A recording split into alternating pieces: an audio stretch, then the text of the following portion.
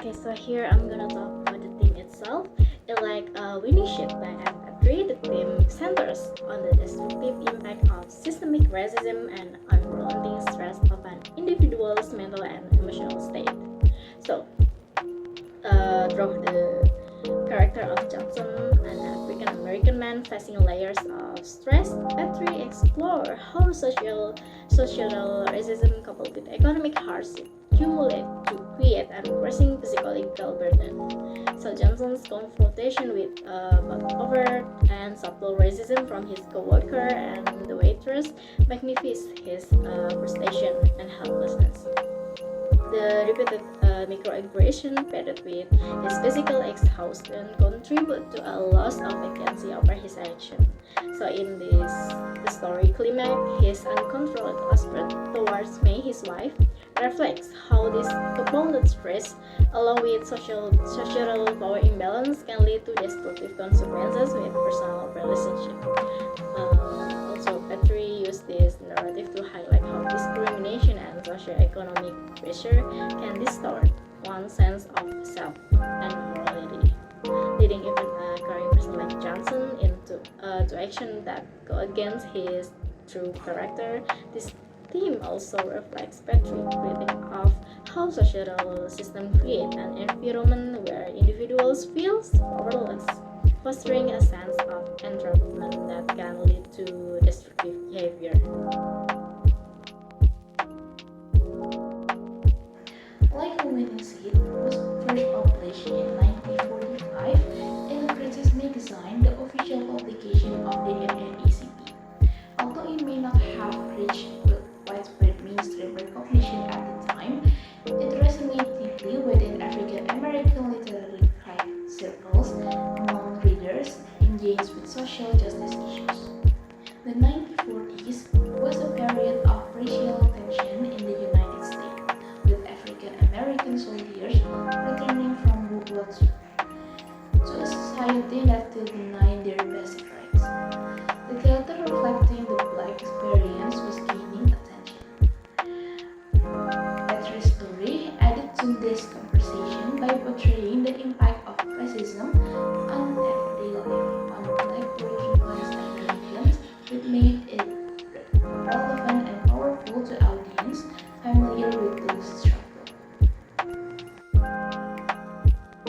Some of Petrie writing focuses on issues of racial and gender antagonism explored in Like a Winding Sheet, which highlight the challenge of life for everyday African American.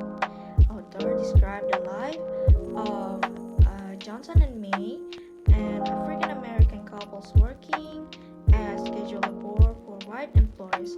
Johnson's belief the secret to success is to blindly, but his dream cannot sustain is through the reality of modern American society, which discriminate against his on accounts of his race, class, and gender.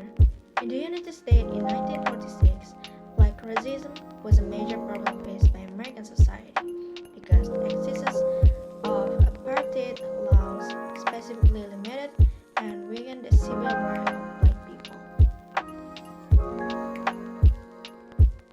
Next is major character. First, we have Johnson. Johnson is the story's protagonist. A working class African American man, he works night shifts at the unspecified plant and is married to May.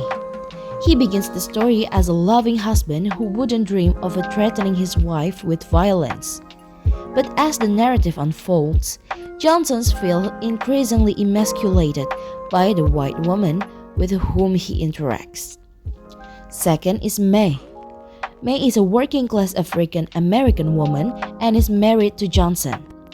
She works at a different plant, also on the night shift, but is apparently less bothered by the work than her husband is. May is characterized as a playful and affectionate woman with a sincere love for Johnson. Third is Mrs. Scott. Mrs. Scott is the white forewoman at the plant at which Johnson works. When he arrives late, she verbally attacks him.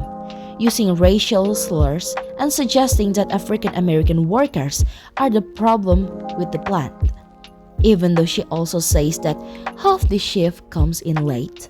This renders her an unsympathetic character, but there is some suggestions that she is also struggling with social pressure as a woman in a male-dominated workplace. So here is of my part as the explanation of summary and the plot of the story. Johnson is an African American man who works night shift. He's feeling exhausted and stressed after skipping the breakfast and having a slight misunderstanding with his wife, Mike. Johnson goes to work hoping to make a change to make his job less grueling. However, he was late and attracted the attention of a white woman who verbally attacked him with racial slurs. Johnson's deep inside his feelings angry, but he remembers that he is facing a woman, so he couldn't be rogue or rude to women. Instead of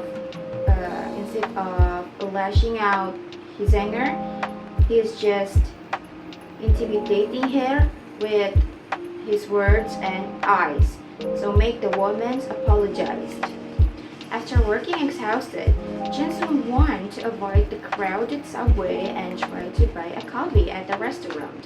However, he felt that a white waiter was behaving in a racist manner and left in disappointment by saying to him that the coffee was unavailable and sold out, but the fact the coffee was exist when someone behind him ordered the same coffee.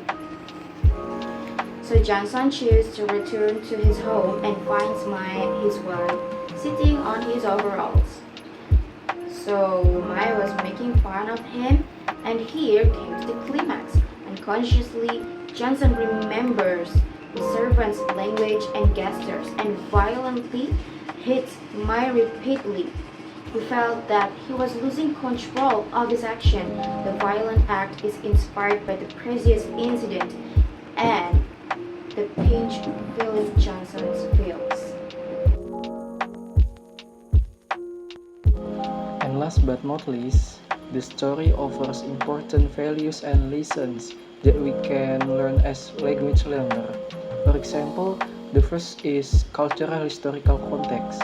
The themes of racism, economic struggles, and genre roles in the 1940s, which reflect the racial tensions and social dynamics of the era, can help language learner appreciate how literature can reflect and critique the social context of its time.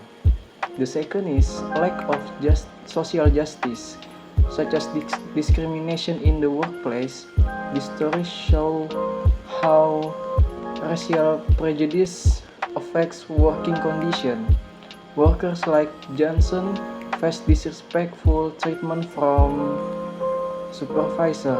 There is a clear double standard in how different workers are treated.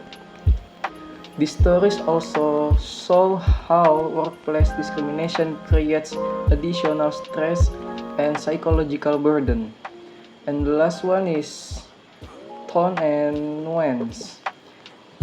The tone and nuance of the story is filled with pain, anger, and attempts at revenge. Johnson describes the cycle pain as he complains endlessly about his leg. When he wakes up, he finds it extremely painful to stand up. In addition,